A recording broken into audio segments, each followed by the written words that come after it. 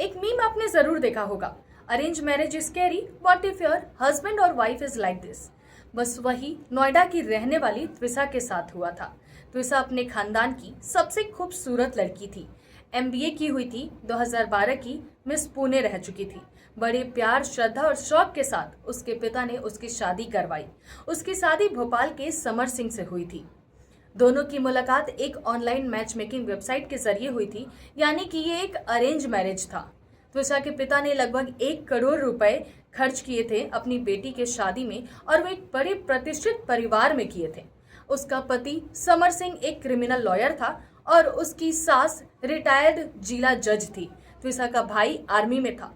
फौजी परिवार को लगा कि वो अपनी बेटी को एक पढ़े लिखे और सम्मानित घर में भेज रहे हैं, जहां वह सुख और शांति से रहेगी। लेकिन हकीकत कुछ और ही था।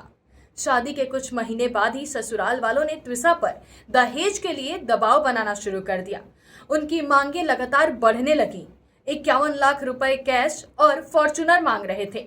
जब त्विसा ने कहा कि उसके पिता के पास इतने पैसे नहीं हैं, तो उसके साथ मारपीट शुरू कर दिया गया। फिर एक रात करीब 12:30 बजे फोन आया और कहा गया कि त्विसा गिर गई है। जब पिता ने पूछा कि कहां से गिरी है, तो कहा गया कि छत से गिर गई है। जब उसका परिवार हॉस्पिटल पहुंचा तो देखा कि त्विसा मृत पड़ी है और उसके शरीर पर चोट के कई निशान थे। उसकी मां और पिता के पैरों तले मानो जमीन खिसक गई हो।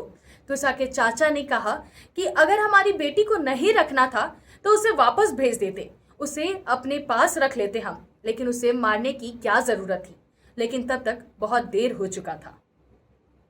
अभी के जनरेशन में हमें अपनी बेटियों को ये जरूर सिखाना चाहिए कि अगर उसके ऊपर कोई हाथ उठा रहा है तो वो उसे बर्बाद कर दे, क्योंकि आप उसे जेल से तो निकाल सकते हैं पर कब्र से नहीं।